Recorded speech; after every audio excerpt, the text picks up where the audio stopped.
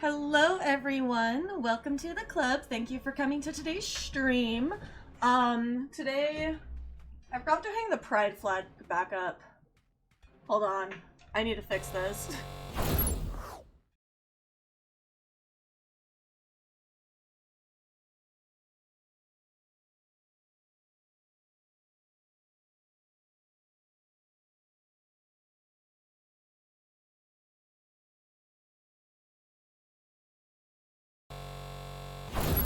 There we go. It just needed to be seen in all of its glory back there. Even though I'm kind of in front of it, it's just like the only fun thing I have right now, like, in this room, so don't mind me. I still am hoping for, like, a spacey backdrop. I think that would be really cute in here. We just have to install, like, a rod above the closet for it, because there's, like, no doors or anything on this closet. Like, that's not just... That is the closet. That's just not us putting stuff there. But anyway... Yeah, that's considered, like... Right now we're considering that, like, a 2026 problem. I'll try to make the angle a little bit more pleasing, at least. Oh, why do I always log in during Snowball Fight? I don't like Snowball Fight. It doesn't give you any progress. And it's like the weakest event.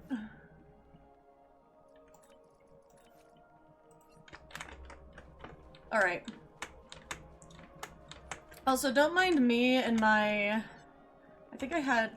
Do I have... Oh, never mind, that's an elder. Alright, time to get rid of it.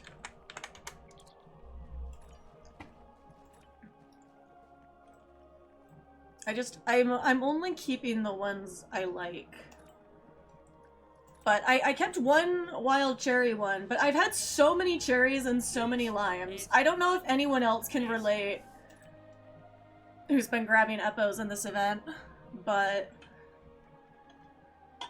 that's what's been happening.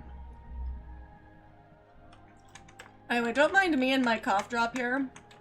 Well, it's not really a cough drop. I feel like I maybe have reached the stage of winter where I should, like, go get some, like, more menthol sort of cough drops, because, I've been dealing with just, like, a lot of, like, dryness. I've mentioned this before, but it's, like, it did, like, start raining this week a little bit. It rained a little bit today. So I was thinking, like, oh, well, this is, like, pretty okay. Like, my skin is doing a little bit better. Like, moisture-wise, I haven't been getting as many, like, red patches. But, like, then my throat started being weird, like, last night and this morning. Like, if it's not my skin, it's my throat. If it's not my skin or my throat, it's, like, other, like, chronic condition things. It's, like, probably my knees. Like, my knees don't hurt today. I'm like, are you fucking kidding me? Like, you know, if it could just all be at once at least, then it would be, like, easier. Because then it's like, oh, I just, like, have a little rest day. No, it's all at different times. It's all at different times. Like, my body literally straight up hates me. But I feel like it's so weird, because it's like, I had to question for a little bit. I was like, where have I been? Was I wilding too much? Like, have I gotten myself sick? But it's like, I definitely don't feel sick. Like, my energy levels today are better than normal, which means I'm definitely not sick, because these days being sick wipes me the fuck out. But I do have this thing with my throat sometimes, that my throat just decides, like, the weather changes and it hates me. So, like, today was a bit of a temperature drop. Like, Utah. I talked about this last time, but I mentioned it in the Discord, and apparently, all the US people in the southern states are also feeling a little bit of this weather whiplash a little bit, I found out. So it's not just us up in the mid... Because we're more north than, like, the southern states, but we're not, like, far north. But we're far enough north. Utah is known for snow. Like, one of Utah's, like, biggest tourist things is skiing, though personally, I would love for the, you know, scheme to kind of have a not so great year, so that maybe our elected officials would take that as a sign that, you know, it might actually matter that, like, our weather is, like, not what it used to be. Because they don't care about the fact that the Great Salt Lake is evaporating. Like, anyway. I might do this real quick. I feel like I want to go hunt for a recipe. Oh, I think there was also a new giveaway. The Master Keys as the promo giveaway, that was the last couple days. It was not today's, sadly. But that was like a great giveaway. Like, more of this, please. More of this, please. Only thing is, I didn't realize they were bound to character. I might have put them on a different tune if I had known that. It's fine. It's not the end of the world. A lot of the stuff is account bound that you actually get in the lockboxes. I do need to get some lockboxes and use up the keys, but as the person with a bunch of, like, event, campaign rewards still hanging out, I know, I'm bad. I'm a bad example. To be fair, I have never ever claimed to be a good example. I help people where I can, like, who are trying to, like, get into the game.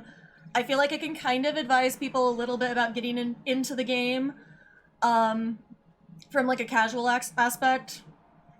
But, like, I've never claimed to be a good example. I am a hoarder. But to be fair, I'm kind of like that in all games. There's a couple games that, like, I'm particularly bad at it, though.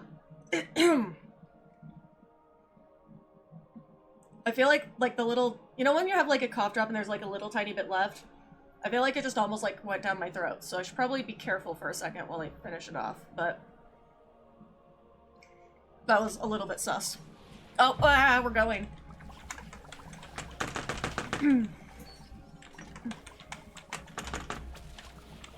I also realized my voice might be a little bit off. I don't think I sound that bad today. I have sounded worse when my throat has felt, like, less sus than it has today.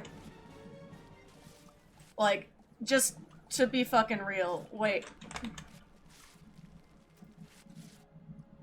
Sometimes if you grab it at the same time as other people, it, like, glitches. So I'm hoping I actually, like, got that. Yeah, I did.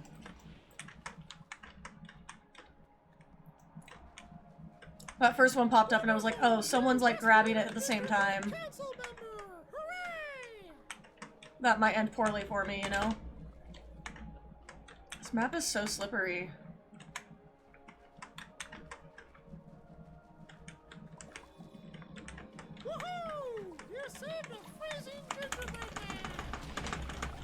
So, I do feel like I'm obligated to share the story. Because this may be why, my voice is a little sus. I did Game Master a tabletop session last night for my squad. And I've written a TTRPG version of this event, an STO. It's not the best laid out. Like, I had somebody actually, like, ask me for it, like, oh, like, can I have this module? And I'm like, I don't know, like, I can give you tips, I can give you, like, some advice, but I'm like, my document is not well organized, like, full disclosure. I made this for me and only me. Like, I did not have it to put out to other people. So, like, I'm just like, no, you can't have the document. But I was like, I can, like, send over, like, some tips and ideas and stuff, you know? I thought about, like, maybe making, like, a more, like, solid document, so, like, when I get asked that, I can just link people to, like, something that makes sense. But I said last year I was gonna do that this year, and I didn't get around to it, because I had to convert a lot of my like stats and stuff, I had to convert them all to 2nd edition because we're in 2nd edition now. But it's maybe a thought for next year, because I don't think there's going to be a 3rd edition anytime soon, so I think we'll still be on the same system. This is the Star Trek Adventure system, by the way. It's like, I think that we should still be on the same thing, and I won't have to convert again. I don't know. 2nd edition is not, like, super different than 1st in some ways, but they changed the way combat works, so I kind of had to use a mix of, like, the old system and the new system to make it work, because, like, my god. And you also, like, the other thing too is, you really have to, like, tailor this for, like, the group you're playing with. I mean, that's always a thing, like, when you're a GM in tabletop, you have to, you know, think about your group. But if you're playing with a small group, like, my module would not be for you. Like, it, because I run it, when you do cones of conduct, every top of the round, more snowmen spawn, and it's a 1d6 roll. So 1 to 6 snowmen can spawn every round. I ended up like having it because we were running kind of out of time, so I was like, okay, like, we'll half the number. But, well, except you can't half 1, but, like, the other numbers. So, yeah, it got to be a little bit crazy there for a while, but it all worked out in the end. Everyone had fun, and that's what matters. You think Moopsie's like the taste of Borg bones? I don't know. I don't know if anyone's tested that theory, have they?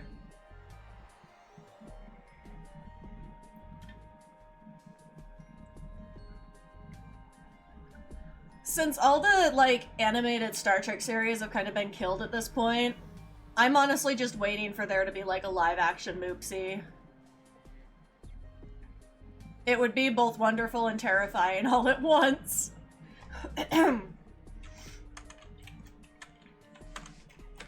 Anyway,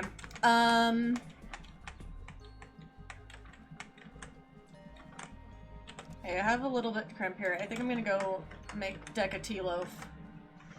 So, anyway, I think that's part of why my throat's a little bit weird, is because I did do a lot of yapping last night, and our group was, and it wasn't even like the largest group I've ran this for. We ran it on, like, I mean, it's a weekday, so we kind of have, like, our weekday group, and then, like, our group that can only come when we run things, like, on weekends. So, because when I ran it on, like, a Friday evening before, there have been, like, I think the most people we had, I think one time we had 13 players. Which, if you've ever done tabletop, like, you know that's intense. And so, apparently my daily is still out for another hour or so. Well, I mean, doesn't stop you from coming and vibing with Neelix. I still haven't done mine because Snowball Fight doesn't count. Happy holidays. I'll just wait for Cramperi at this point.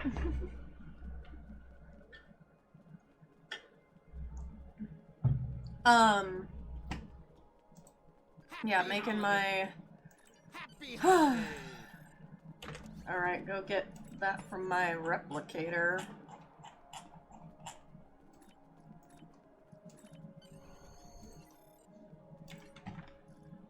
Alright, let's go get our flour and eggs. Hell yeah.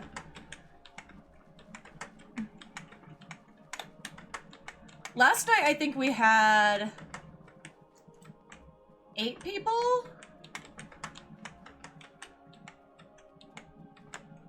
Yeah, I think it was 8 total that we had last night.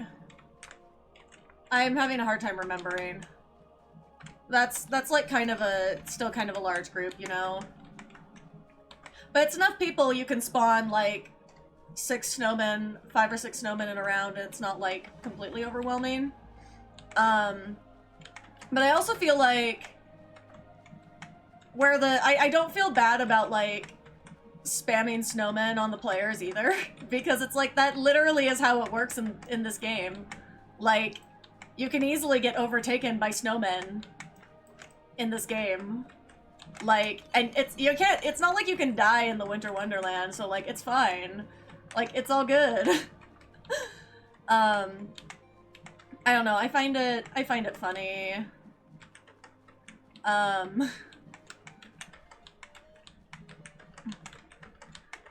I really shouldn't be yapping so much because I really want to be able to do karaoke and, like, not sound cursed at my off-kai tomorrow, but I wanted to have one final festive stream because, like, I mean, I feel like I'll still probably do one more stream where the event's still running, but, like, once it gets past, like, a certain point, I kind of am like, well, like, I'm still just doing the daily, because, I mean, I'm halfway, oh, I'm a little less than halfway done with the dailies.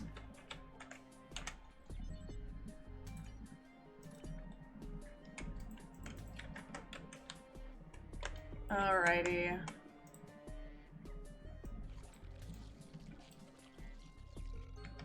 The thing is, it's like, it's technically faster to cross the table sometimes when you're doing this, but,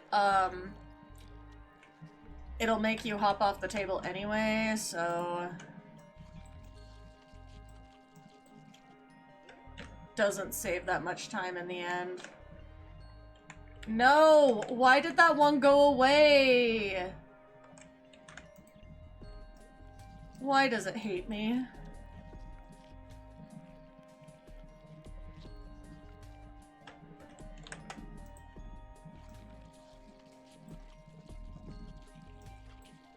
That one was bigger than it looked. The small pies aren't spawning anymore!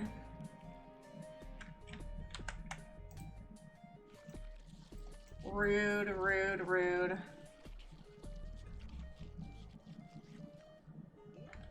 Oh wait, there's a small lemon. Small lemon.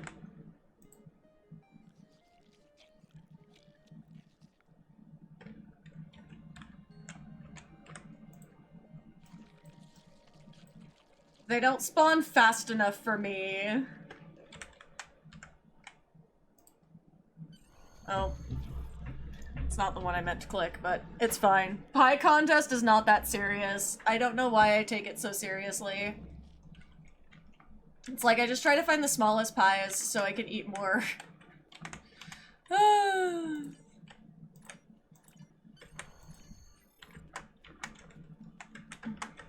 We did cooking with Neelix even in, like, the TTRPG event.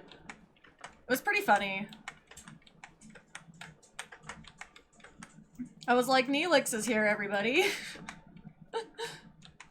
And they're like, wait, really? Because, like, a couple of people in the group have played Star Trek Online, but the majority have not. Or they're not, like, as well versed in this specific event as I am. Because I'm a little bit insane about it. Alright, now I need to give this to one of my bridge officers, and hopefully next time we do a mission, they won't die immediately. Give it to Marshall Janeway. Marshall Janeway has, like, too many heal items now. This is fine. This is fine. I need more water. I don't know where Nova went. She, like, I heard her, like, hop down, and then I don't know where she wandered to. Alright, I do need to decide what I'm gonna buy. By the way, if anyone needs favors, I was gifted a lot of favors last stream, so if you're in need of, like, a few extra, let me know. Because I'm definitely not going to use all of them, but I feel like since I was gifted them, I should offer them to my fellow players as well, if you're, like, if you just, like, need a few more things for something. Hit me up. I clearly have an excess. But I do want to buy some stuff. So I think I might grab this space trait and see what's up. A wise man can hear profit in the wind.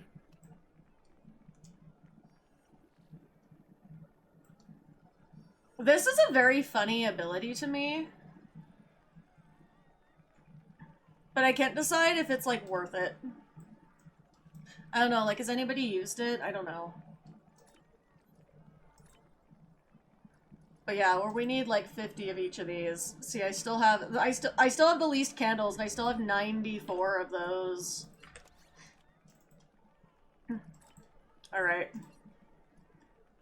So then I would have to go in my traits. See what I'm gonna switch out. Twinkling lights. A wise man There can it hear is. profit in the wind.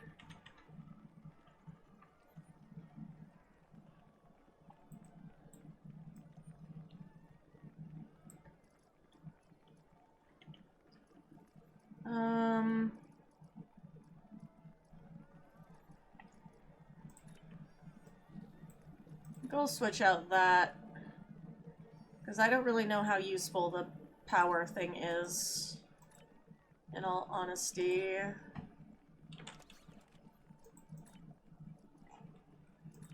Alright.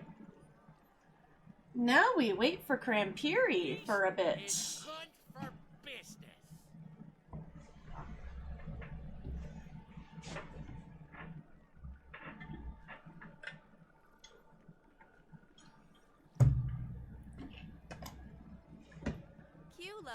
I I do feel like I'm obligated to share what one of my players decided to do, because I just kind of let things happen.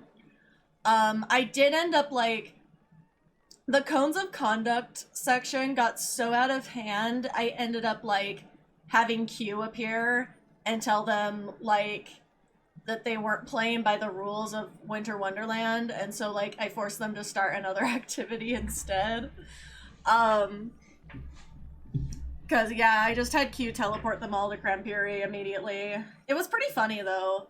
It's good for But, business. yeah, it got so wildly out of hand. It was really funny, but it was also, like, it was also like, oh my god, I can't believe that, like, this is what's happening now. There we go. I feel like my like sense of where I am in the camera is a little bit off. But I also know my camera does tend to move a bit. It gets knocked frequently because I don't have it.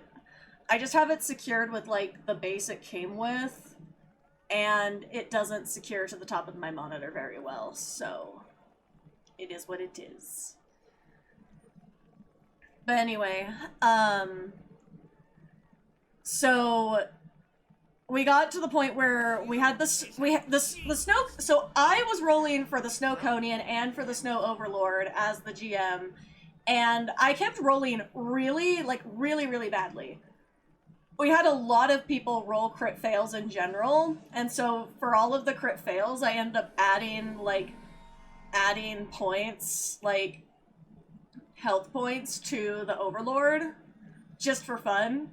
And I also added some to Crampiri. I ended up, like, carrying some of the ones over because it was, like, I don't know, Cones was so wild. Because not only did people keep rolling crit fails, but also, like, I kept failing all of the rolls for the Overlord. So it took, like, 2 rounds of combat for the Overlord to even, like, do anything. And then at that point, I was like, well, he's gonna go to freeze the building, because that's what he does. I was like, he didn't shoot anybody. Like, he was just kind of, like, making his way, you know? So... Cuddly and friendly Eppo. So anyway, at the end of this, before I had Q, like, flash in and just be like, alright, what the hell is going on? There's a player who has a Packlet character, and this person this pack lead managed to succeed in this role. How, I don't know. But climbed up the Snow Overlord and used the Licorice Whip to, like, make reins to, like, steer the Overlord, and I was like, well, I don't think this Overlord's gonna, like, listen to you very well, but you know what? You're up there on top of the head, and, like, there were some really funny pictures as well. If I remember, I might send some to the Discord. I just need to probably crop faces out of them for privacy reasons for my group, but, I'll have to look through, because I didn't take the pictures, I was too busy running. Like, it wasn't even, like, there were, like, no breaks whatsoever for me. Like, I had to be on the whole time, because the whole thing is just combat, right? Like, our adventures are usually not that combat heavy, but they were very combat heavy, because that's what this event is. So it was interesting. It was very, very interesting. But I was like, I had never in a million years thought that someone would try to use the whip as, like, reins for the Snow Overlord. That was a new one. We've had other things. We've had people, like, arguing with the gingerbread mayor, which honestly justified. I changed up the way I kind of do it a little bit. Because I was like, I kind of want to, like, move the combat along a little more. So I ended up making it so, like, the combat happened either way, because Q said so.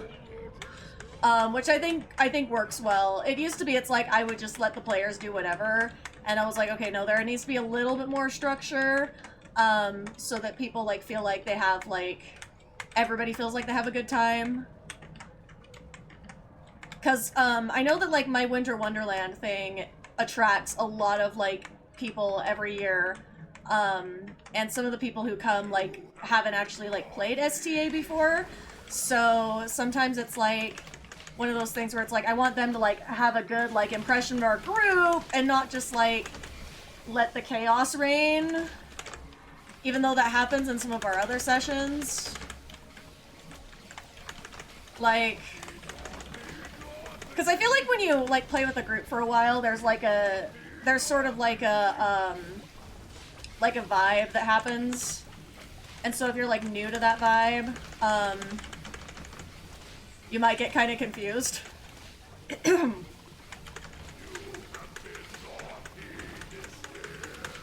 have been naughty this year. I'm not gonna try to mock Crampiri today. Oh, that might be why my throat hurts. That might be why my throat is sus. Between my Q impression and my extremely cursed gingerbread mayor impression and my Crampiri impression, you know, actually, I don't think it was the yapping. I think it was the impressions. And I wasn't even going all out, because I was, like, trying not to have this happen the next day, but yet here I am. I guess I wasn't careful enough.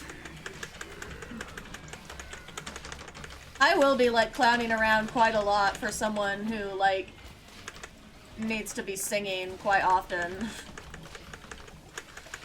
Always doing stupid shit. It's just part of the brand. Stupid shit is part of the brand at this point. Oh, did this person already, like, get opened? Okay, I guess it did.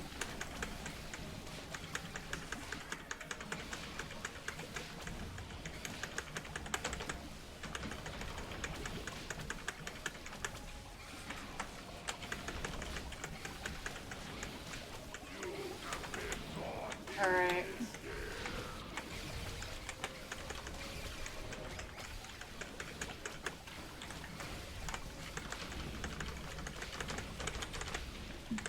Ah. There we go. There's a good angle. There's a great angle. Sack. Nah! I shouldn't be yelling even as a joke.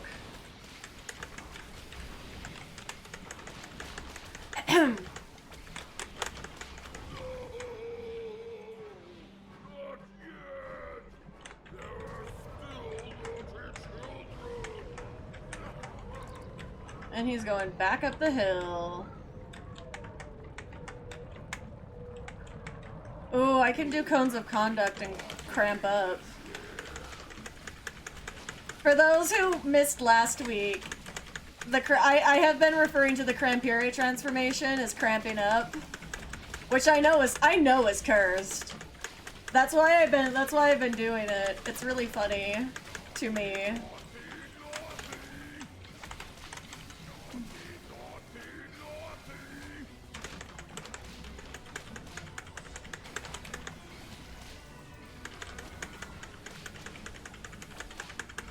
Alrighty.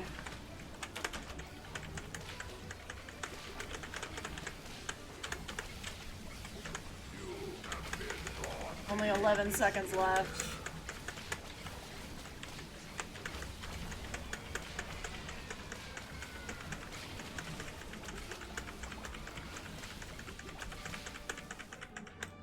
Alright. Goodbye, Crampure.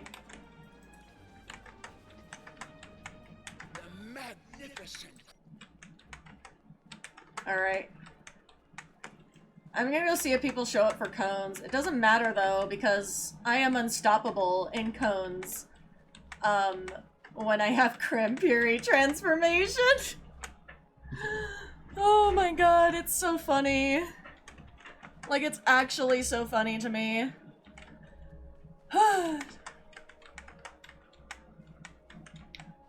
There's also something, like, so, like, funny about the silhouette of the Moopsie hoodie, like, from behind.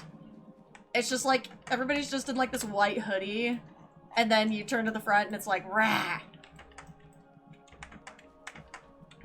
I feel like I'm gonna need one of these. IRL. Like, when I have some spare time, that's gonna be, like, one of my new sewing projects. I think... Actually, I feel like 'tis the season now to, like, go pick up, like, a blank hoodie, but... I don't know. Christmas has me fucking broke, and I'm about to be more broke after, going to round 1 tomorrow. I love round 1, but it is quite overpriced for an arcade. Like, it's still fun, but it is a bit pricey.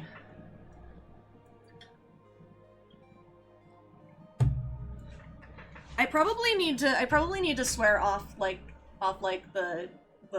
claw games. 'Cause that's where my money goes. 'Cause sometimes I get really good at them. But I think too many people were good at them. Because now, like, people started figuring out the secrets, and they've replaced a lot of the ones that, like, had tricks to them. They replaced a lot of them with easier, like, harder to get things, like, cause there's, like, the ones where it's, like, they're propped up in a way where it's, like, you have to, like, push them down, cause they're not most of them are not the pickup, the pickup claws. They're the UFO catchers, that have 2, they're that style, cause they're a lot of claw games in Japan are that style, so... Like, the ones with, like, 2 things, if they're the push ones, I'm pretty good at those. If they're the pickup ones, those ones are almost always rigged in some way.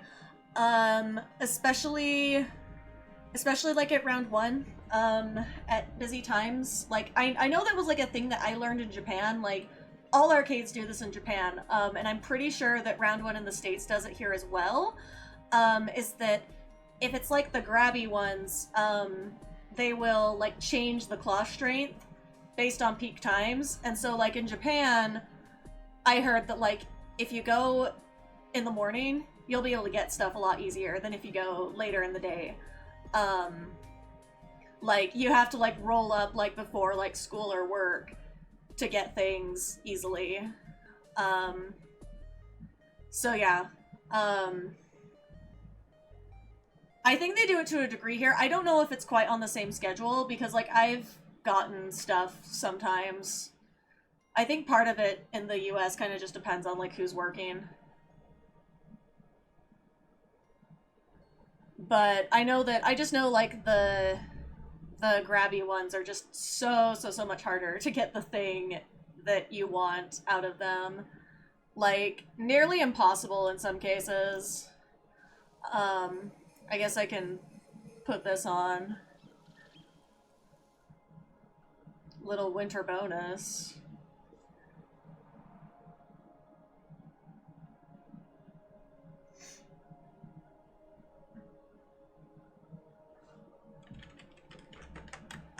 Help! The snowmen aren't taking too kindly to our building a village in their territory, and they're planning an attack.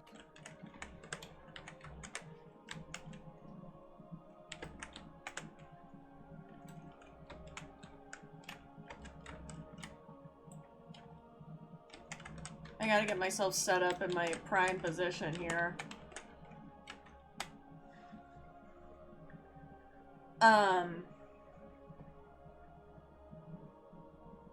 What was I saying about something about round one?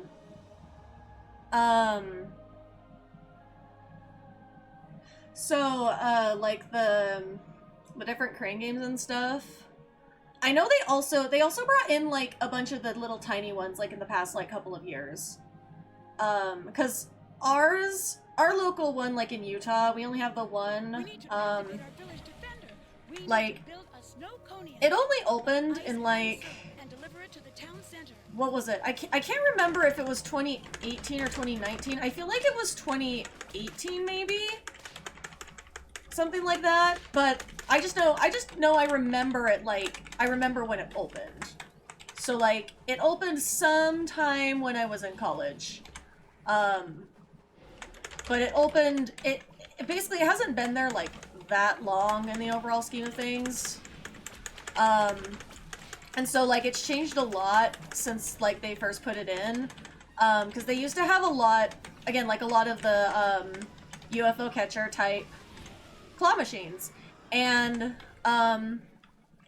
eventually, like, they started kind of, like, replacing those. Like, there was less of the little, like, less of the plushies, like, resting on things, and more like the bars you have to push them through, which are, it's still a matter of, like, knowing what angles to go for, but it's, like, it's significantly harder than the other ones that used to be pretty much all of their crane games. And then eventually they started replacing them with the,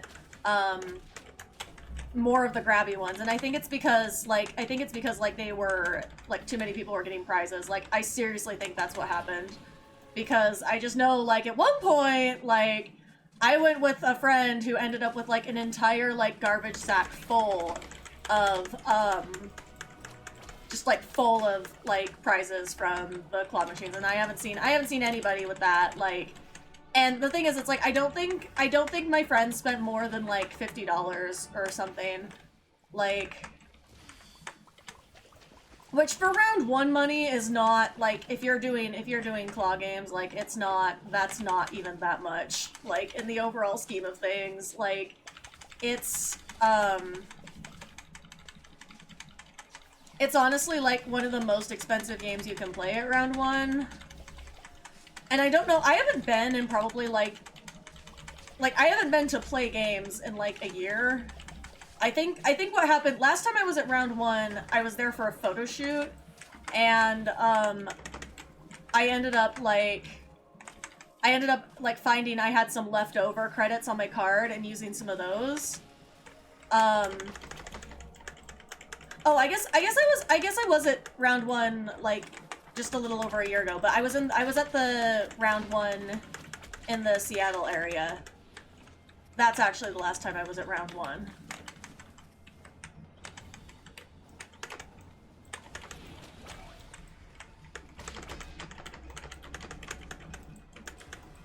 Why does it never let me target them while they're just, like, sitting there, like, slinging things. This is fine. Or I guess I should save some so that...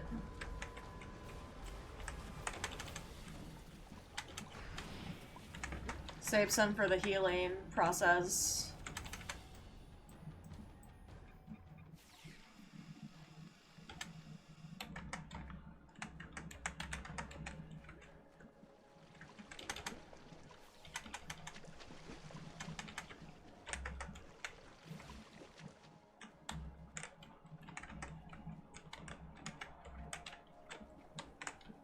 Yay, syrup time. I did get my daily from Cramperi, right? Yes, I did. Okay. I was not tripping. The snow overlord is attacking. Alright, I think I should... Maybe I wait. Oh, I don't think there's gonna be any shortage of... No, because once I am Cramperi, I don't know if I can drop it off. Oh wait, the overloads are already, like, dead? Whoa, did you see that? Did someone else cramp up? You did it! Oh yeah, someone else beat me to the Krampus. That's fine. This is fine. Thank you for your help. The villagers would like you to have this reward for saving our home. That is, the rewards for cones are so good, though. Oh, there's not another Cramperi for 35 minutes. Sad. I guess I can race. I can race. Every time I do the race now, I haven't been doing as much this time because I'm like, I am having an excess of epos as it is, just being silly with it. But I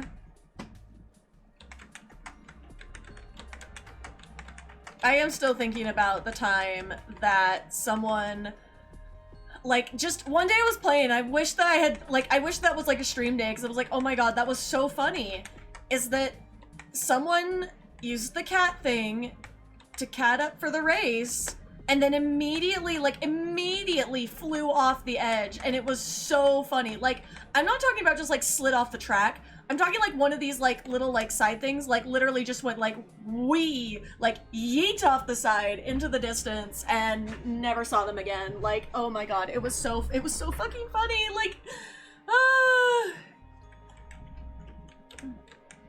But my thing is like I was doing the little like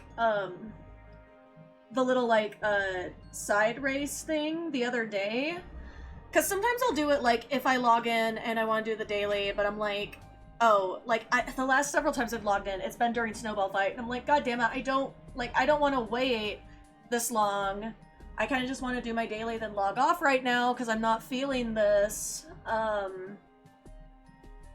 But, yeah, so I did the race a couple of times. The other race, not this race. And I thought that, like, for some reason, I thought that the cat had been nerfed somehow in Winter Wonderland. I thought it was, like, a big deal when the cat, like, the first season with the cat, that they had removed, like, some of the buffs for it in the Winter Wonderland. But I haven't noticed that, like, when I use it, like, for the other race.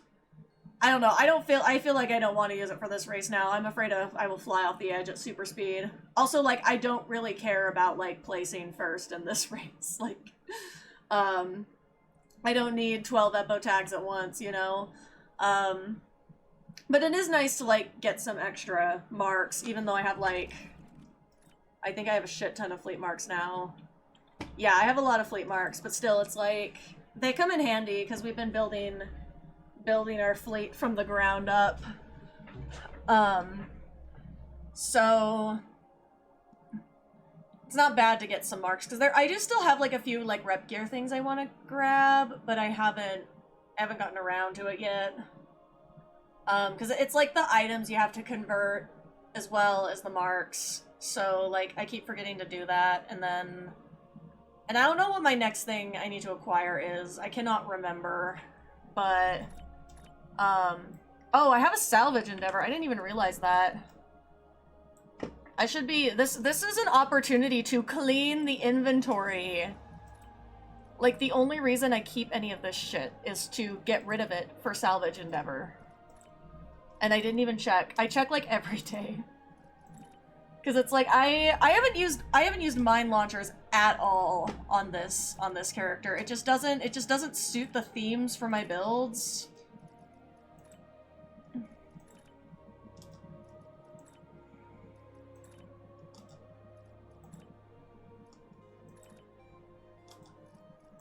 Just keep so much stuff around. Like, I think I'm gonna like get this one with just what I had here. And a new clean inventory to fill with more shit. I just figure, like, I might as well, like, take advantage of the fact that this character ended up with a very expanded inventory, because I kept using, like, some of the freebie, like, packs and stuff. Whatever it's called, like, the services pack that was coming with some of the giveaways for a while, I kept using them on the same tune. Because, yippee! And I'll keep those for next time. Hi, Nova! What you doing? She might need to go outside. I might see in a second. Do you need to go outside? Is that why you're in here? Or do you just want some pets? Just want some pets? Yes. She's like, I'm not pleased right now. I'm just giving her a little face squish. She's not happy. Okay, I'm gonna go see if she needs to go outside really quick, and then hopefully be right back.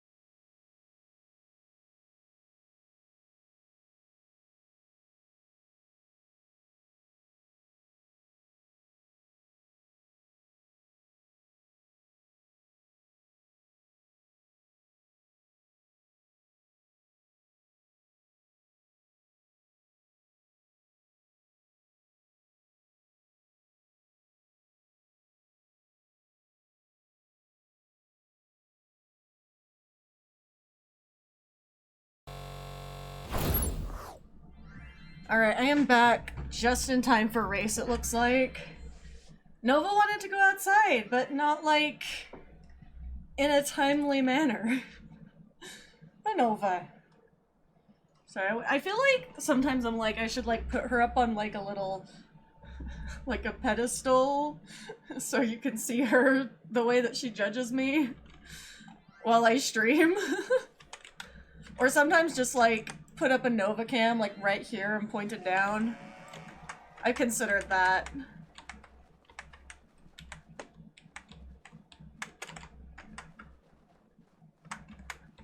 Moopsy hoodie. Supremacy.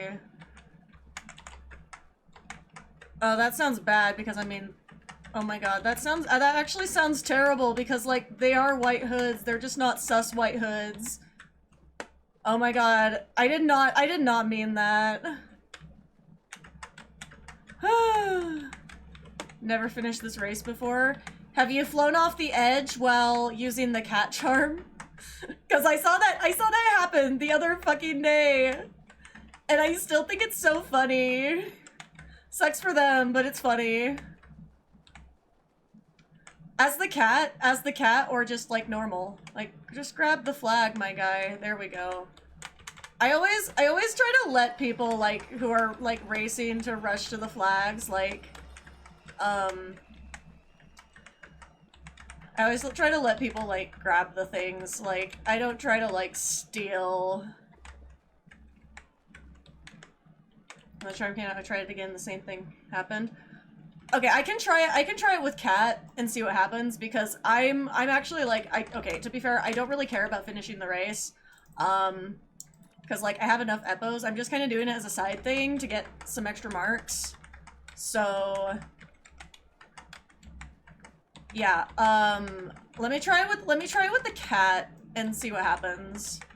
Because I don't consider myself particularly, like, good at the race, you know? Oh, we have to wait another 4 minutes for the next round. Welcome in, what's, But I will admit too, I actually had less trouble on this one. I had more trouble with the race, like the not competitive race. I had more trouble with that one, honestly.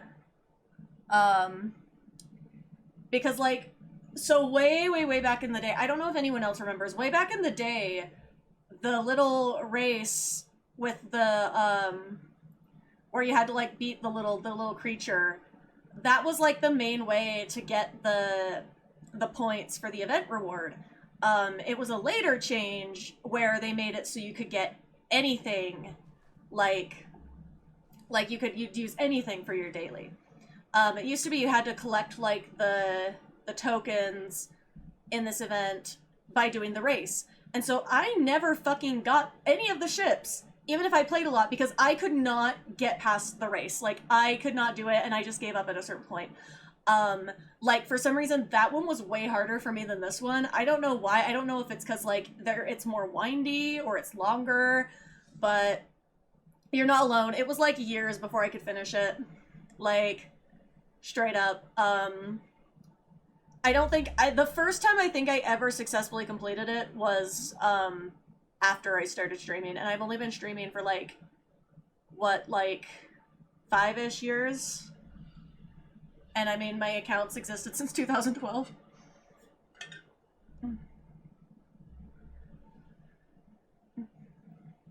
Oh, does the black alert tribble, like, add speed? Because I think also, like, part of the problem is, like, if you're having trouble navigating the race, more speed isn't usually always the answer. Like I was just explaining with the people who flew off the track with the cat, I think it's like they didn't compensate for the extra speed, and that's why they flew off. So sometimes it's, like, okay to kind of, like, try doing it a little bit slower.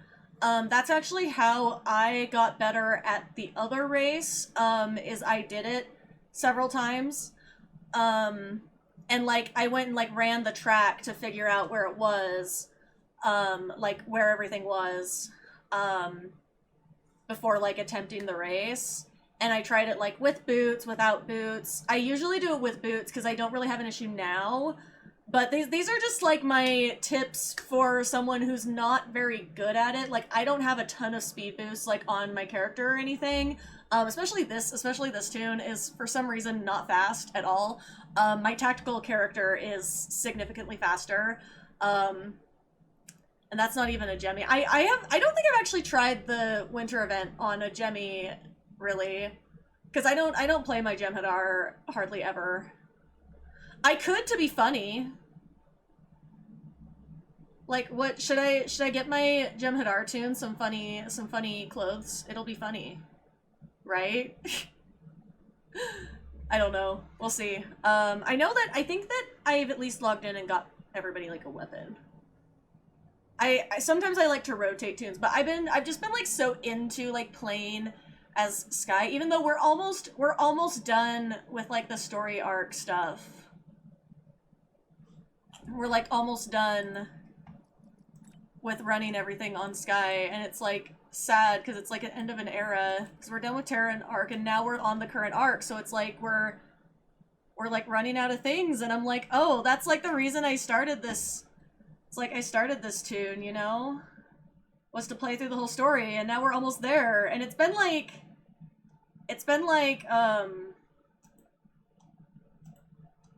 a year. Oh, well over a year, possibly 2 years.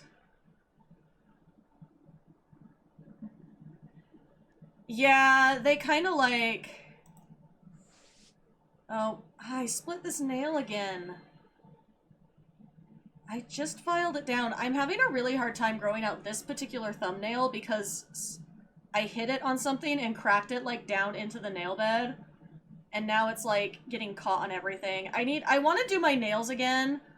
Like, I really badly want to do my nails again for, like, the next festive week.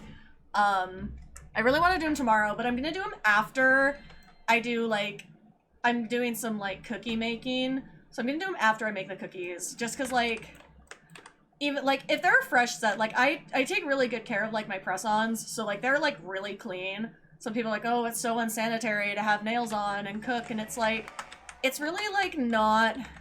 Oh, I was gonna do it with cat. Let me get... Okay, so I usually like to get around this first curve before I use the cat. And then you can cat here. And in order to avoid flying off the edge, you have to make sure to do the roll, because you can still do roll. To be fair to other people, I am gonna, like... I'm gonna let somebody else have the first place if I beat them. Oh. Don't go into the tree. Be careful, don't go into the tree. But yeah, so if you jump though, so if you do the roll, it slows you down. So it's like if you're having a hard time staying like on track, that's how that once I realized that the roll worked a little bit better for my like insane ass personally. But if you're having like a hard time with it, I would say try the roll.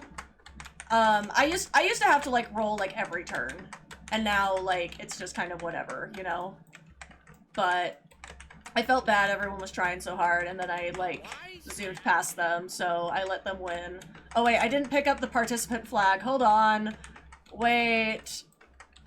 No. I fucked up. Oh well, it's fine. Like I said, that was a demonstration of the cat. That was not to win, really. I was like, wait, I should have grabbed the participant, but I did not care that much. Yeah, okay, to be fair, I hate the surfboard racing. Like, surfboard racing kind of hates me, like, not gonna lie. It's definitely, like, you definitely have a little bit more control over the winter races, because it's like, yeah, you can do, but you can't also do, like, jumping is, like, an option, but, like, some of these, like, sharper turns, oh, someone's doing it, I'm not gonna get in their way. Some of these, like, sharper turns, I find that if you, like, jump, you can still go off the edge, but this path, the reason I struggle with this one more is because the path's a lot narrower. You have a lot more grace period, but you also have like the edges. Like you can fly off the edge of the cliff in the other one. But it's like if you also like have the boots, like I just find it's easier to roll off. But this one also isn't as bad. Like I can usually like almost like start off sprinting and then like slow jog on this one and be fine. Like again now, but it's like back in the day I was not good at it, like ever.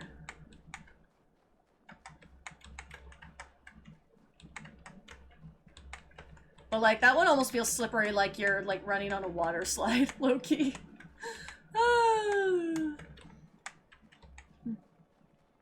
The hoverboards, there's really like not much you can do to control your speed except like slowing down or jumping.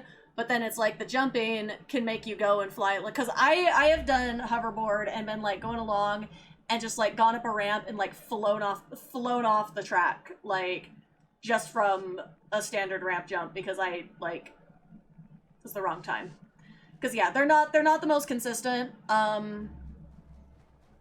don't know. I pretty much like, unless I'm like in an instance where there's like nobody doing the surfboard race, I never place first in hoverboard. I do better at floater. I don't like the specific like powerboard race. Like, I barely even did that this year because I fucking hate it.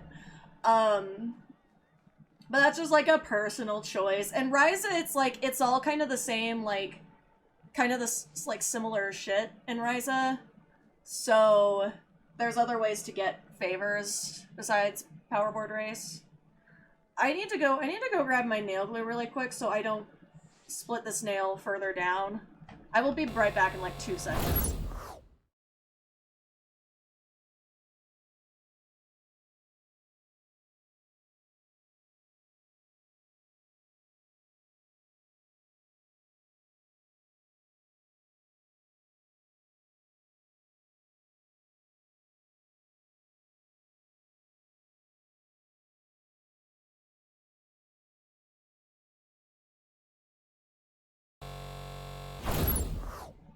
Alright, I'm gonna continue that thought while I fix this nail. I'm not gonna do ice fishing for a bit, because I need to fix this. I really don't want to split my nail and not be able to, like, put my press-ons on. So I'm just putting a little nail glue on where it's split. Because normally it's like, if my nails don't start to split unless they grow out longer. But for some reason, this thumbnail, like, has, like, a huge, like, it's like a slice in it, like down to like, the original crack went down to like here on my nail, like halfway down the nail, and hurt like nothing else. And then my dumbass like did put a press-on it and called it good for a while. And then when I took those off, even though I have a new remover that makes them like amazing to remove and not like hurt to pull off or anything, because sometimes I get impatient with my removing my press-ons. Like, even though I did that, it like peeled off the top layer a little bit more. There's unfortunately like no way to really like press-ons are considered like less damaging than acrylics, but realistically it's like anything on your nails, like besides like plain polish, and even plain polish can be bad depending on how you remove it. Like, it has the potential to weaken your nails. It just depends on the person. I'm not judging. But this is really annoying and very ouchy. Like, the split is very, very ouchy. How long does it take for you to grow your nails? I'll be real. I usually have to clip my nails at least once a week. But my nails grow kind of fast. And I don't like growing my natural nails out because, like, I do the press-ons, and sometimes if your, like, natural nails too long, the press-ons get really stupid. Especially if you do, like, longer ones. Like, I hate with when you put on the press-on and it's, like, a colorful press-on, and then I can see the natural nail, like, under it from, like, this side, like, underneath the nail. I hate that. I feel like it looks, like, worse, and it also, like, makes me think that like I need to clean my nails all the time because I'm like, why? But if I'm like growing them out at all for any reason, like then it's usually like I still have to clip them every 2 weeks. My hair and nails both grow really fast, like for better or for worse. It sucks on my hair though because it's like I will show like an inch of roots in like a month. Very annoying. But it works because I've been using semi-permanent dye on my hair, so it kind of fades with it, so it's not like as bad. But right now you can really kind of see it if you look close. Not on, I don't think you can see it on the stream camera. IRL, like somebody like said something to me. I was like, I don't even fucking know you. Like what the fuck are you talking about? Like I hate people who think they can just comment on everything. Anyway, but yeah, if you see me with long nails, they're not real. They're not real. They're not real. I am like an exclusively like press-on wearer. I don't like, I hardly ever paint my own nails. The only reason I even own nail polish is to paint my toenails, because I will not do fake things on my toenails. My toenails went through too much. I danced ballet on point for a bit. And when you couple that with the fact that I did not know I had a hypermobility issue, I really screwed up my feet, so I'm really careful with my toenails now. So you will not see me putting anything on my toenails except plain polish. Like, I saw like a press-on toenail set and I was like, wow, that looks like horrible. And I've had a couple of gel manicures in my life. I have issues with gel like peeling, and it's so expensive to keep up. It's like, if it's just gonna peel, like, because I know a lot of people will like keep it on and like keep it on like forever and just fill it and fill it and fill it over and over again, and that's not always the best for your nails either. And like for me, like I like to be able to take off my nails and like look at my fingernails, because sometimes like I don't realize if I've like bruised one of them, and then it's like they need to breathe for a bit, because my nail health is just better that way. But then it also comes with, since I started doing press-ons like consistently, it's like, yeah, my nails do peel a bit and they never used to. But this glue is not sinking into the crack. That sounds so bad, but I'm working on it. Maybe it will be dry in time for Cramperi. We'll see.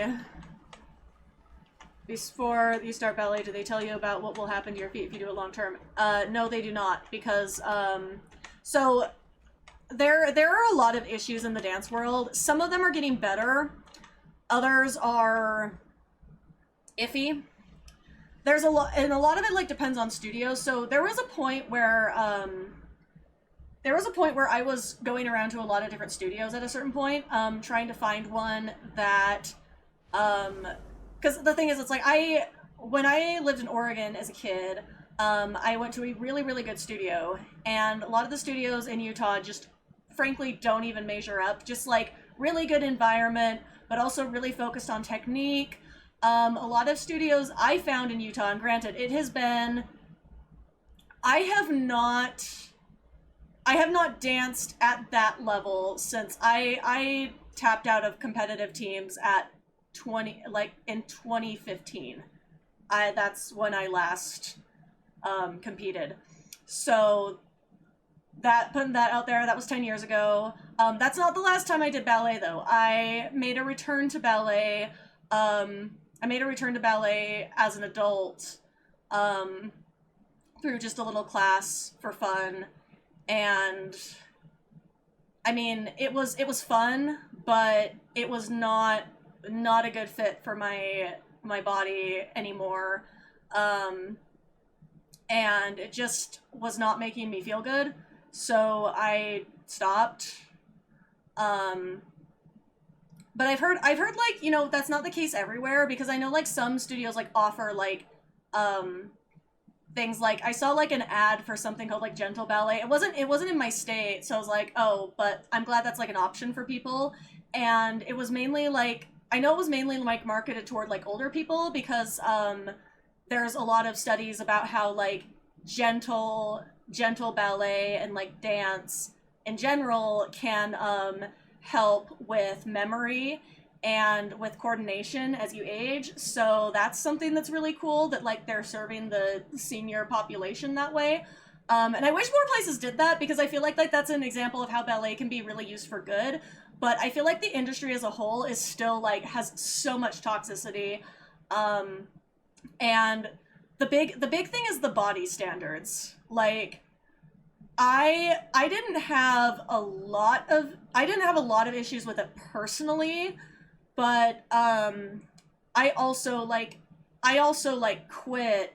I pursued some theater things later in high school instead of dance, because once you're at a certain level, like you can't do every extracurricular anymore. You kind of have to pick one. So for me, it was like, for me also, it's like I had a pretty like serious issue with point, because people losing toenails on point is like, it happens. The little toes, I know a lot of people said like, oh yeah, I've lost like a little toenail for point, but I have rarely ran into people who have lost a big toenail. I lost my big toenail when I was on point. Part of it, though, was not due to bad training. I only had one experience, and I wasn't at that studio doing ballet very long. I only had one experience where I was like, this ballet class is a joke. And luckily, by the time I was that age, I was a younger teenager. I had like discernment in that. So like, I'm talking to like, I was like talking to like my mom about it, and I was like, I don't know if this is like a very good class, etc. And that was just proven by the fact that teacher, is the class still there? The studio that I am currently talking about does not exist anymore. I'm not gonna name names, but that is part of why I'm comfortable talking about it, is I'm not slandering anybody out here, because it doesn't even exist anymore. But the one studio, that one studio was like, there were some red flags, and the biggest issue was that teacher did not know how to verify my point shoes were fitted correctly. And I had them fitted professionally, like at the shop, right? Because you do have to do that. It's a process. But there were some issues with them, and it was also like at a point where I had been on point long enough that I should have been breaking in my shoes. When you very first start on point, you're not supposed to pre-break in your shoes, because you're supposed to build up the foot muscle. And if you break in your shoes early, before like building that muscle, you can have a lot more issues, because it'll cause you to do like, if you don't learn to work through the foot, you won't have the strength to do higher skills. Like, that's just like a fact of point, regardless of the fact that it can screw you up even if you do everything right. I think also the issue as well is that at the time I was dancing, there was not enough awareness for the fact that you can have certain conditions that will make your life hell in dance. And like, that's the thing, is back when I was younger, I was not like known as like a hyper flexible person. I am very, very flexible, and I realize that now. It's like, normally people do not have this level of flexibility. I always felt like I wasn't flexible enough.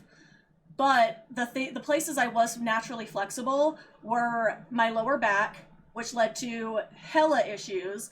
But the fact that like I got so much praise, like my arabesques were like always beautiful, and people are like, they're like, it's just like so perfect, and I couldn't ever push it. I never was able to have more than a little above 90-degree arabesque. I really struggled with that. Turns out though, it's because it was a muscle issue, and it's a genetic issue, because that is not flexibility I should have been like dabbling in without the appropriate strength. And I don't feel like dance, at least where I was training, focused enough on like the individual like conditioning, because there's a lot of things that you need to train, like areas you need to work on sometime, and it's not just practicing the skills itself, it's conditioning for the skills.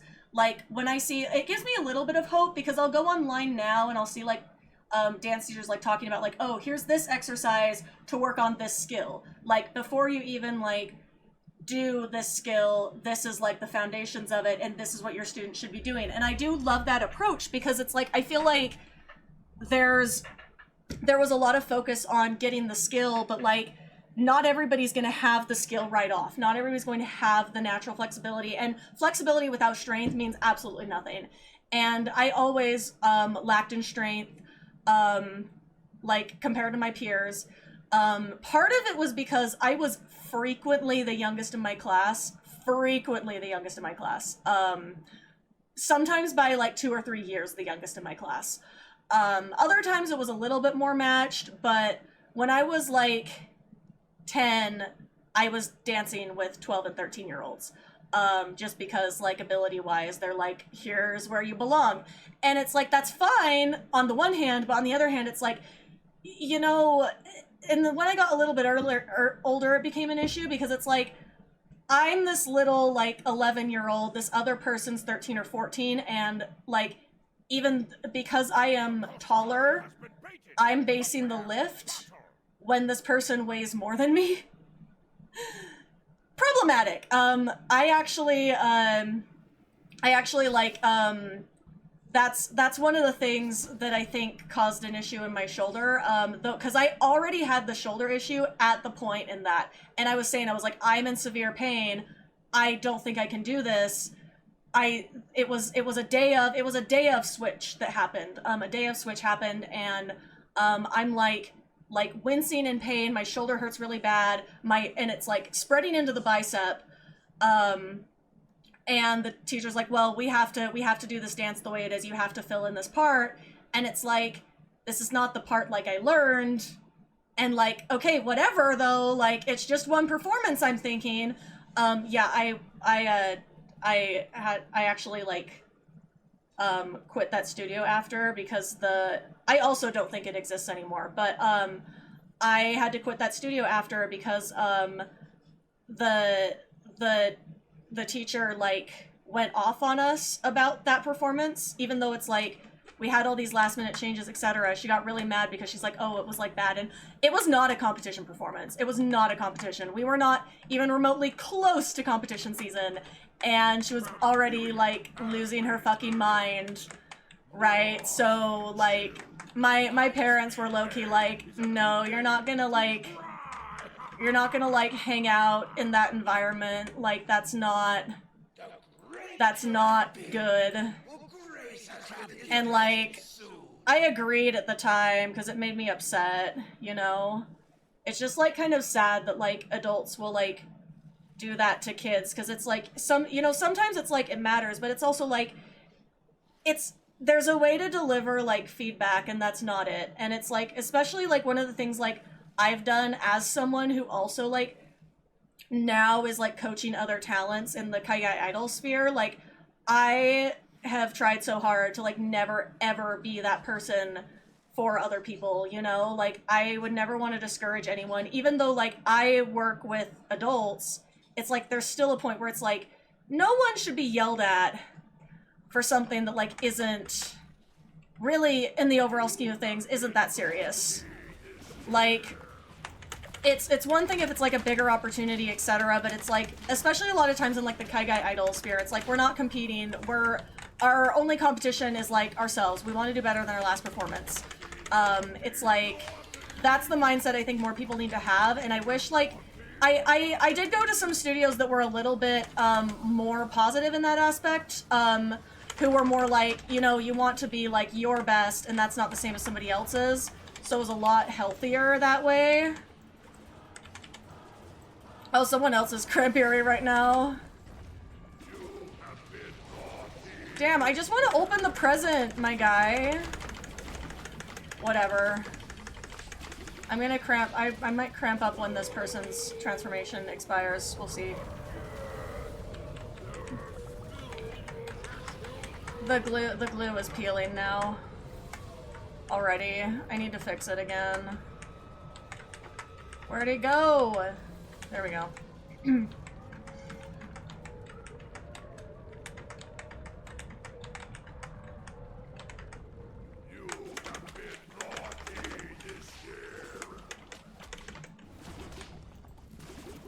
Alright, it's time.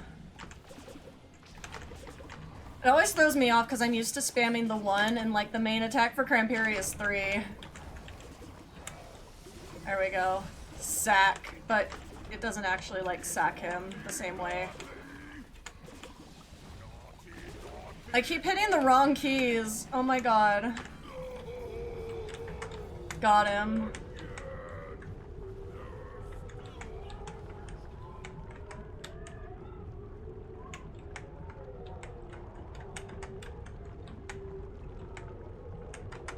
All right.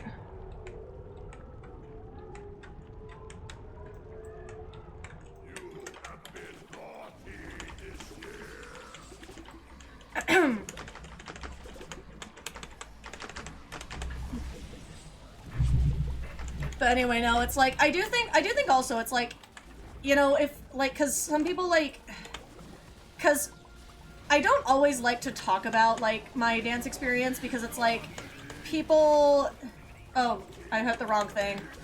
Guess I'm not Crampiri anymore. Haha, oops.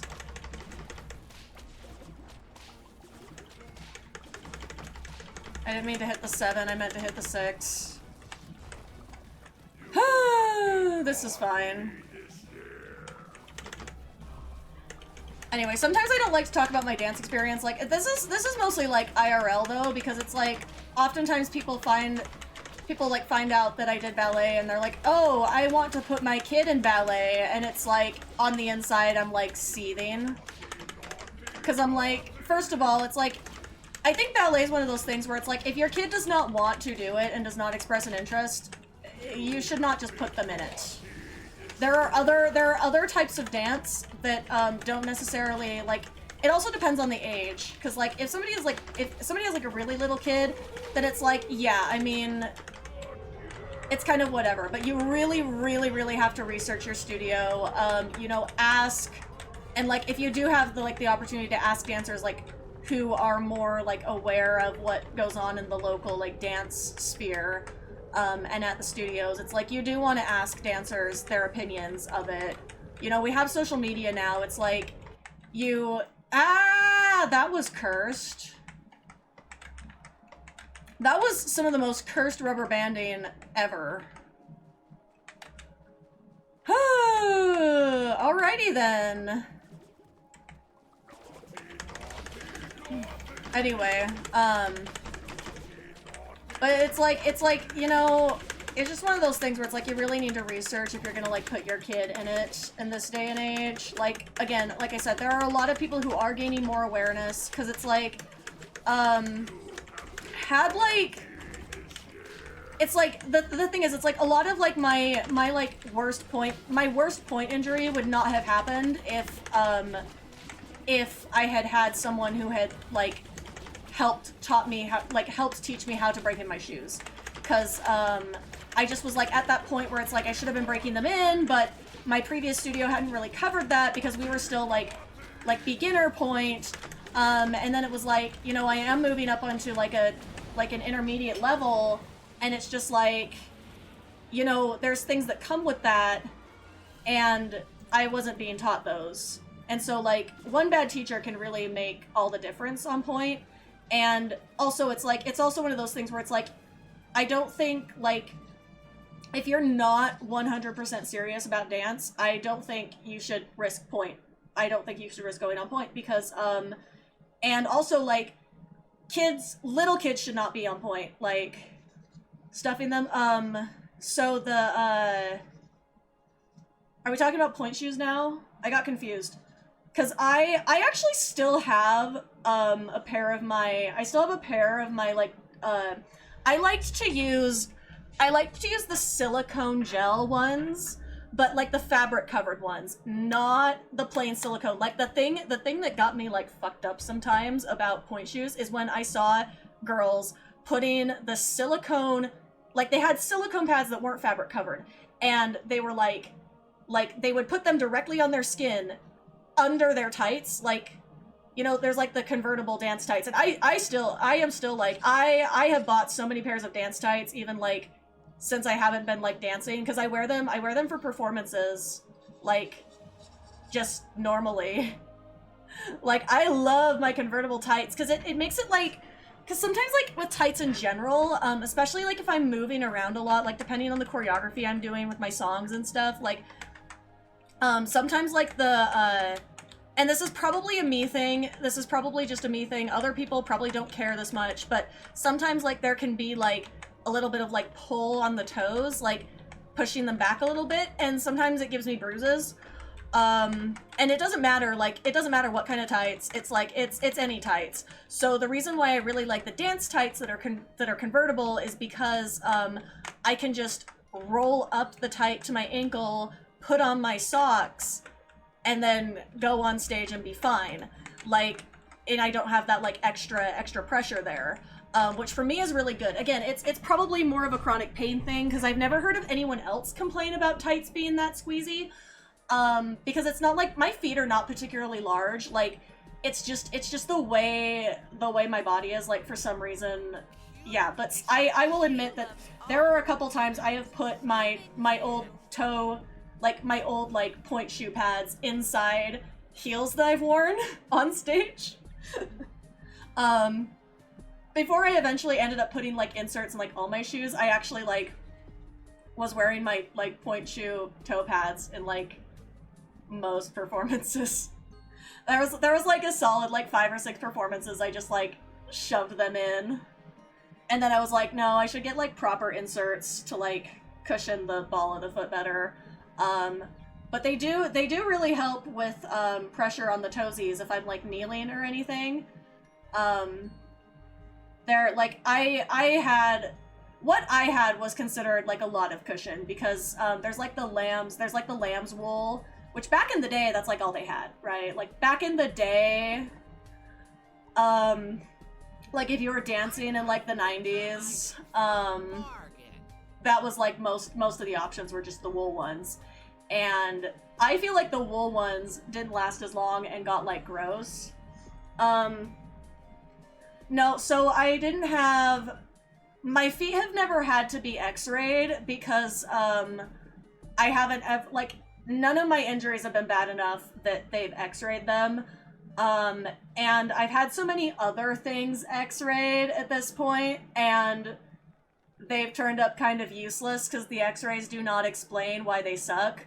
I'm like, now it's like, doctors gotta give me a really good reason for me to pay for... I mean, x-rays aren't that bad, like, in terms of expense, but it's like, you need to give me a reason of, like, what you're looking for that has not already been investigated. Because my feet honestly give me, like, the least issues, except sometimes my toes. Like, I will say, like, I had a lot of foot pain, in, like, college, and I don't have that as much anymore, because I thought it was because I was walking a lot, and it probably was, but, realistically, it's like, I think it was just my feet recovering from point, because it's like, no, my feet will never be the same, but also it's like, again, it's like, I think I should have, because I had, like, my first pair of point shoes lasted a really long time because I was only using them once a week. And then my second pair of point shoes, because overall, I didn't have a ton of pairs of point shoes. Like, I think I only went through, like, 3 or 4 pairs in my time, though, like, I'll be real, the first pair, like, I was dancing in dead shoes for a while, which is not good. It is not good for you, and that is also part of the problem, but, you know, when you're only doing it, like, once a week, if you're doing, like, multiple shows on point, etc., it's, like, it's a whole different thing, and those shoes are only, like, on the professional level, point shoes are only lasting, like, 3 days, and part of that is because, like, they do pre-break them in, and if you break them in previously, they don't last as long, but also it's one of those things where it's like, the one pair of shoes I got absolutely should have been broken in before, because it's like, I'm like, well, I'm used to dancing in my dead ones. I'm like, alright, ready to go, like, we're doing point technique, we're having we weren't just doing bar on point, I was doing the whole class on point. And that was when it was like, no, those shoes should have been broken in first, because, bar work is where you're working through them and working slowly. Once you're in center work, it's like, no, you need like better shoes and not like a stiff shank. Like, it's just, man. And to be fair, I've been thinking about ballet a lot because it's Nutcracker season, and I've been seeing so many Nutcracker videos, and like, I love the Nutcracker, and I watched a really, really cursed, like, production of it the other day. Like, it is, what is it called? If you are curious, I need to look up the name. Huge content warning for it, because there is some disturbing imagery in it, and also a content warning for some racism, which, because it's a production of like it was a production of like a Nutcracker from the 60s, because Nutcracker can be really problematic, but I've been in a few productions of the Nutcracker, and even then, there's sometimes, like, even back when I was a kid, I was like, some of these choices are, questionable, but I'm not even in those dances, so it's not my business. But I have been in, I've also learned, like, a few, like, variations for some showcases, that are from the Nutcracker, but I've only been in, like, 2 or 3 productions, I think. Oh my god, I have a really, like, funny Nutcracker story. Hold on, though. I'm gonna find this. I need to find the cursed Nutcracker. What is it called? It's in my YouTube history somewhere. Oh no, I think I put it in a playlist because I was going to maybe show it to girlfriend if we have time.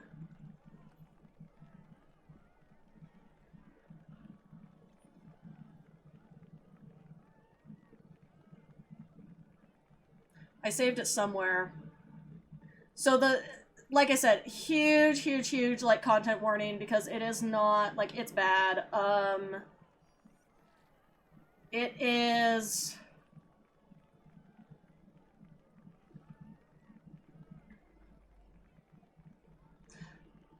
So it's the, I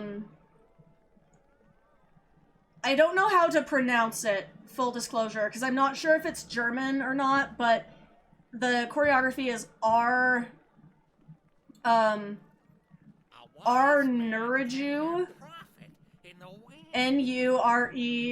Nurejew. It might be like Nurejew or something if it's like, if the J is like a Y, if it's like German or something, but I don't think it's, no, not, it wouldn't be Jew, it would be Nurejew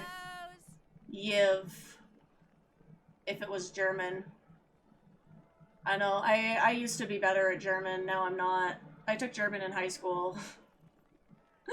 Now my brain is only like, my brain's only like English and Japanese. Other languages, it's like, I might know a little of them and it's just like over my head. Trying to remember Japanese is hard enough.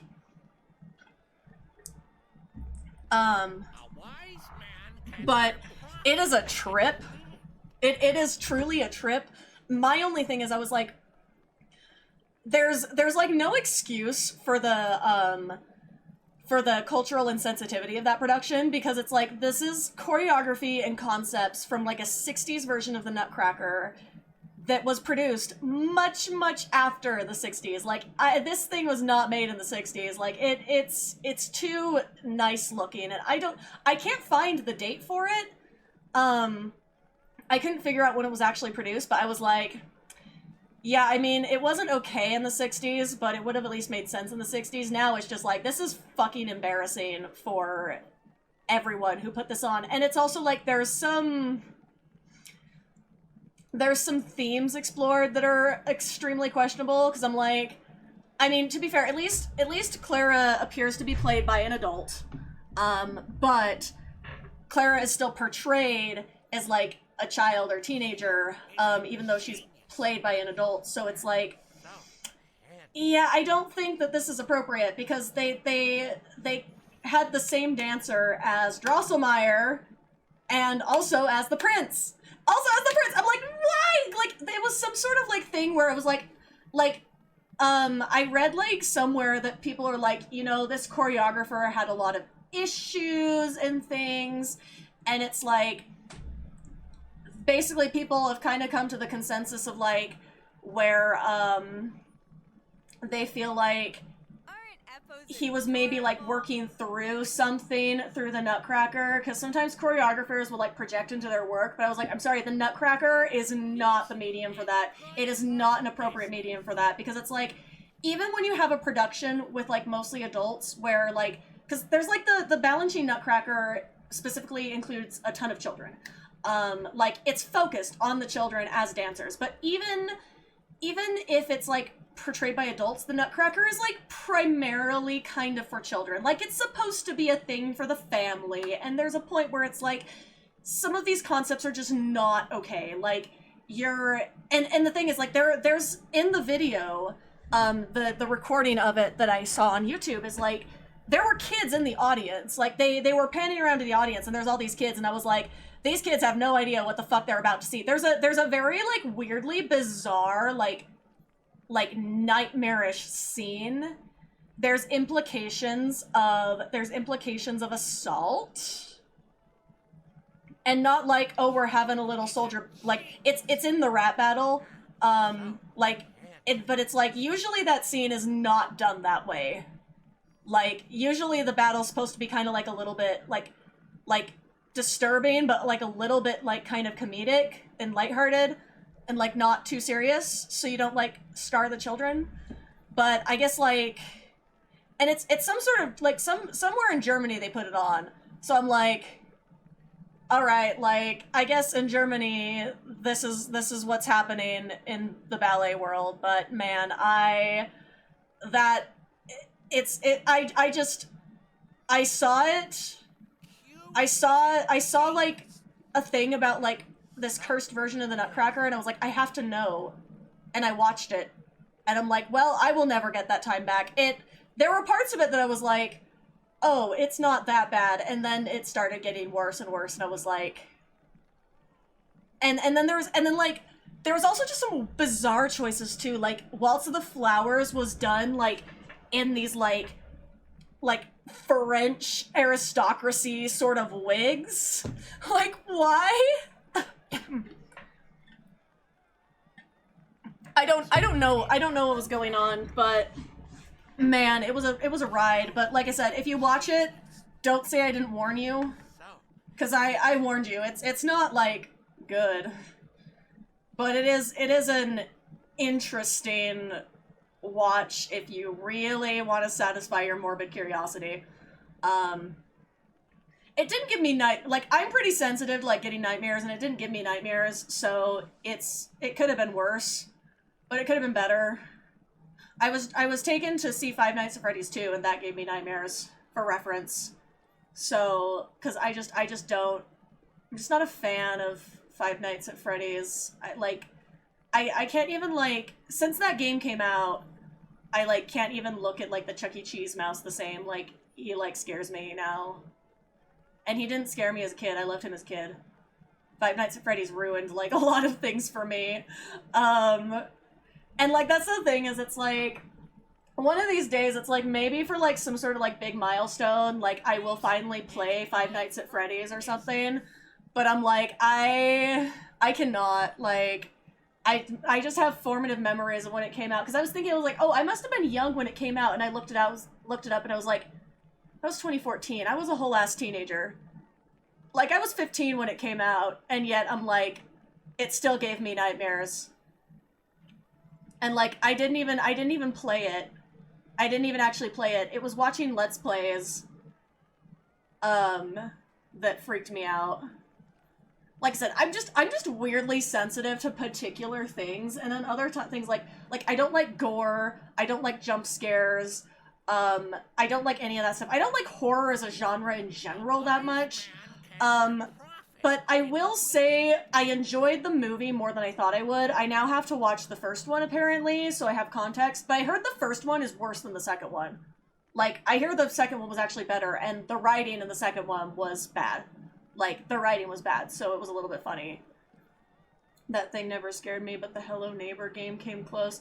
I don't think I've like watched any of that one. Hold on, I have to see this. I have to look up now.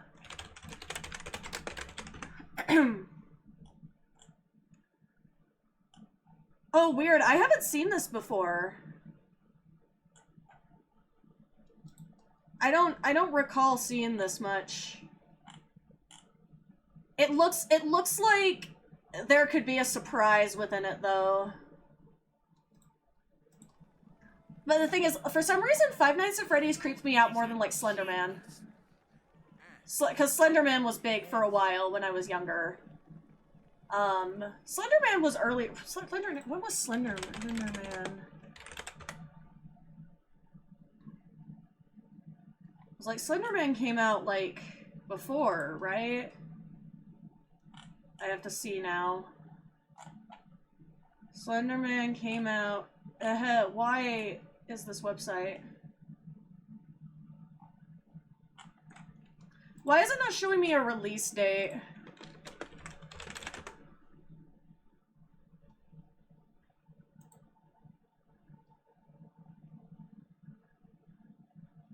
Oh, Slender Man came out in 2012, so yes, it was a couple years before Five Nights at Freddy's. I was thinking it was, for sure. Because Slender Man creeped me out, but not... And I actually, like, Slender Man I actually, like, played. Like, I actually played that one. And it creeped me out. And there's a Doctor Who game that has elements of Slender Man, and it was giving me flashbacks. I'm like, oh my god. And I played that as a whole grown-ass adult on here, on stream, like 3 years ago at this point, I think. And... man, it freaked me out. It freaked me out so bad. But anyway, oh, I do need to go change some fragments, get them out of here. About a year or two before McDonald's had to retire Ronald due to the great clown prank scares. Yeah, no, oh my god. I almost forgot about that. That was a bizarre time. That was such a bizarre time. Like, when there was randomly, like, clowns doing shit. Like, that was weird. That was so fucking weird. But that was a thing. I remember that.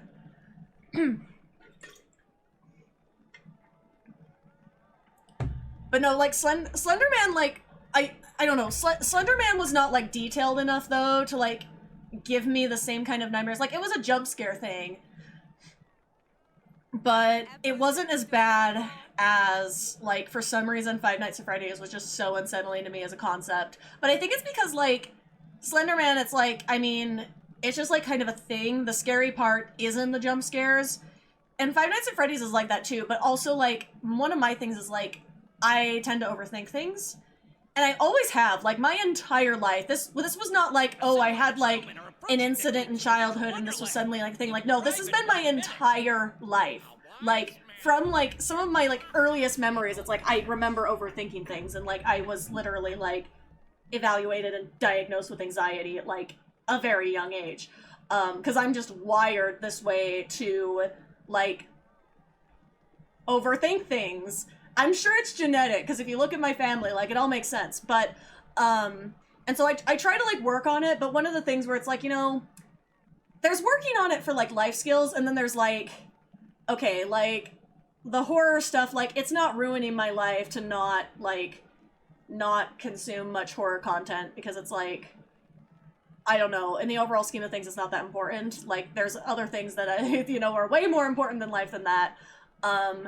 But like, I think with the Five Nights at Freddy things, like, there's so much lore, and the context, like, because the first game there wasn't lore, but I already was like, there were hints, right? So I already was kind of like, okay, somebody's like murdering people, like there's like more to the story here with these animatronics, like they're coming to life, but like, you know, yeah, and I just would overthink it, and then I'd get like anxious, and then I would be like, oh, well, like throwback to the Chuck E. Cheese like animatronics back in the day. And now I'm like, well, now my day's ruined. So yeah, I find like, I heard that like with the other Five Nights at Freddy's games, like some of the lore's become like pretty fascinating, but it's like, now I feel like I'm gonna have to like, I feel like I'm gonna have to like keep tabs on the Five Nights at Freddy's movies now, because it's like from a like film perspective, those like that movie was an experience. Like it was only, and like the thing is, honestly, I found the movie less scary than the game. The game is way scarier. This means you can't watch a Stephen King movie, right? I have seen the original It, but I think only the part 1 of the original, from the 80s or whatever. I think I've only seen part 1, because either if I've seen the time that I watched that was a time where there are like gaps in my memory for some reasons I don't want to get into, but at the time that I know I watched that, I know that there's some gaps, so I could just not remember watching part 2. But cuz I was like 17 or 18. But I remember part 1. I don't remember part 2, so I think that means maybe I didn't watch part 2, but I'm just saying I could have. But I have seen part 1 for sure, and I have seen part 1. I actually saw part 1 of the remake It in theaters. And I will say I think that the original was much, much scarier than the remake.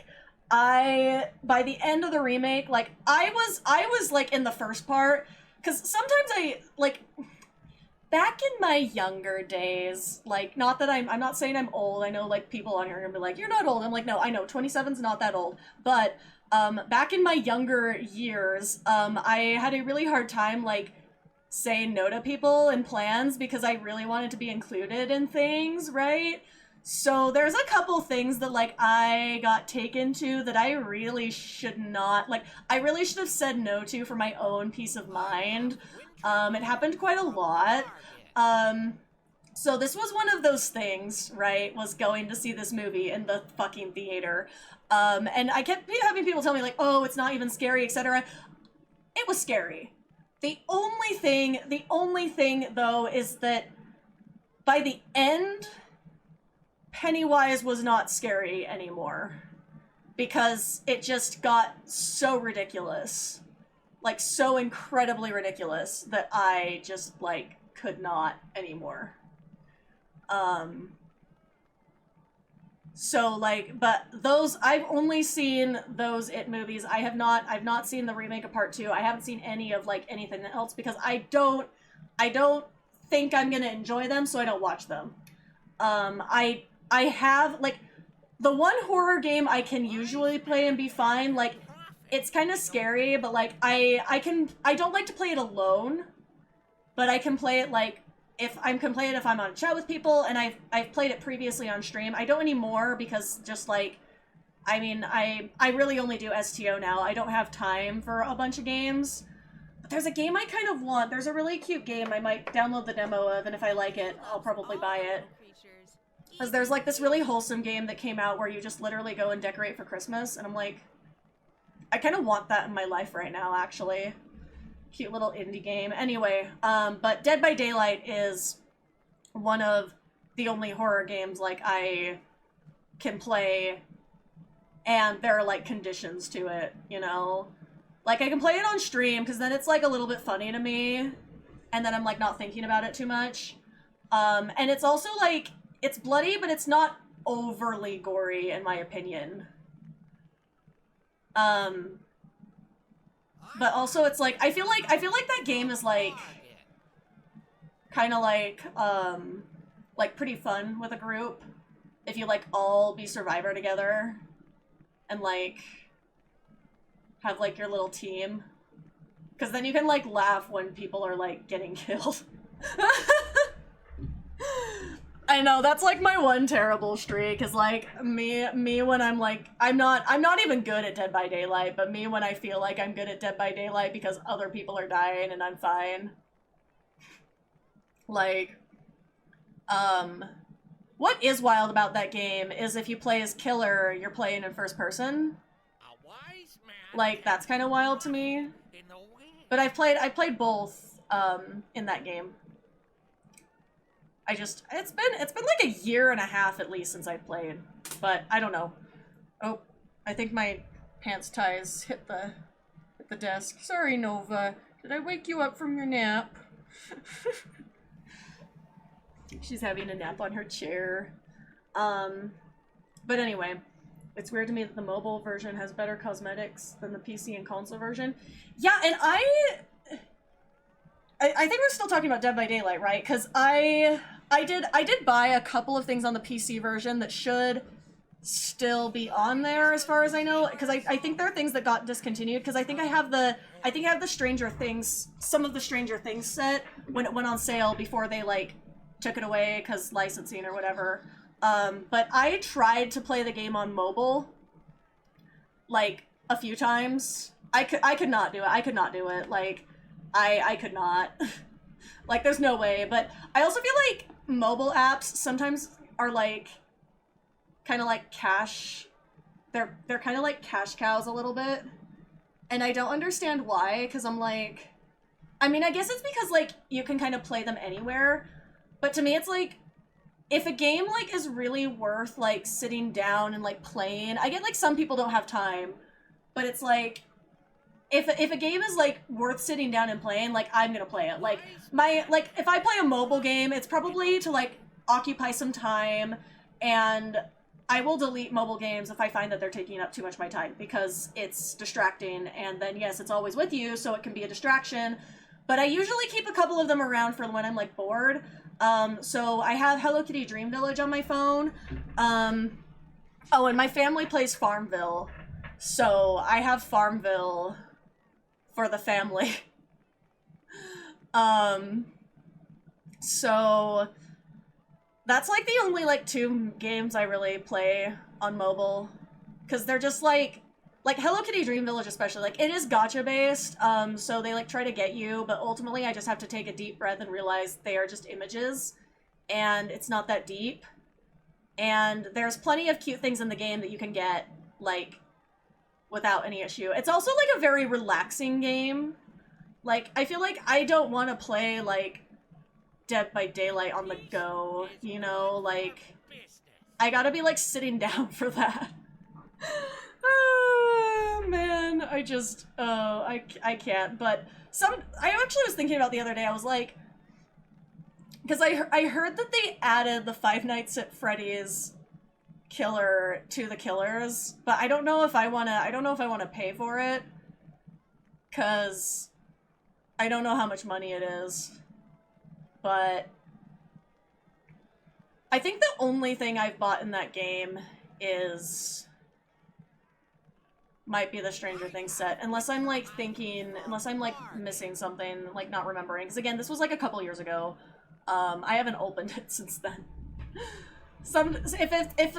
If it's by request, I might bring like other games on the channel, like if we really want a Dead by Daylight stream, but I feel like there needs to be like a milestone for it, you know? It's like, maybe if I ever reach like 1,000 followers, then I'll play Five Nights at Freddy's.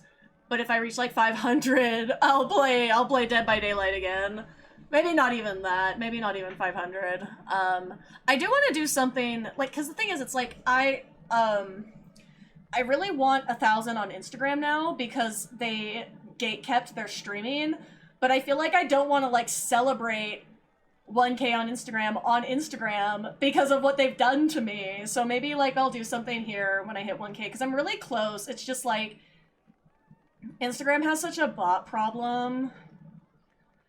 It's like, I keep, like, dropping followers, and I go look, and I'm like, oh, so that's all those bots that, like, just followed me, like, a couple weeks ago are now, like, gone, you know?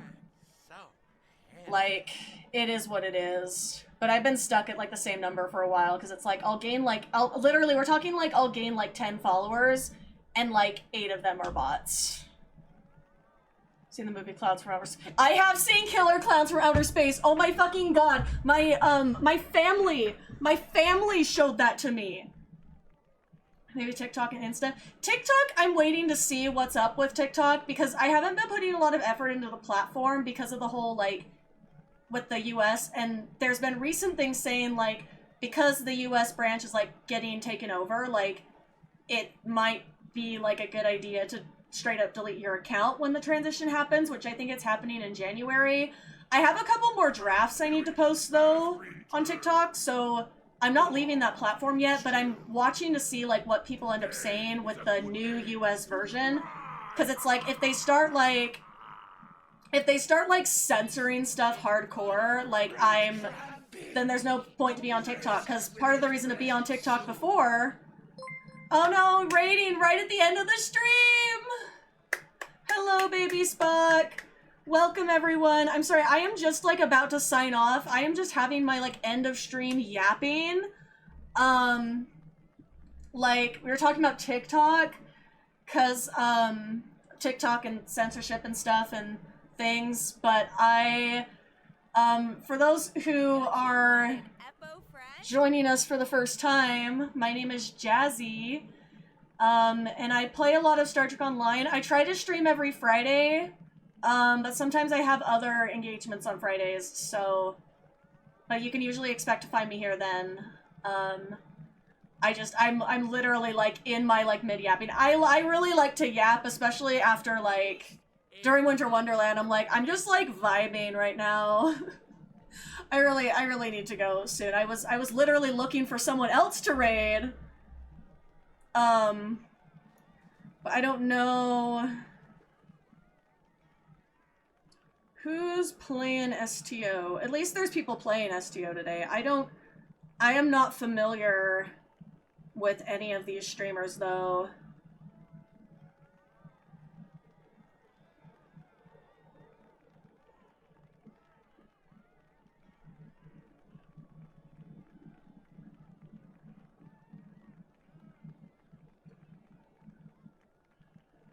I don't know. Anyway, yeah, I'm trying to figure out, I was like, who should I raid?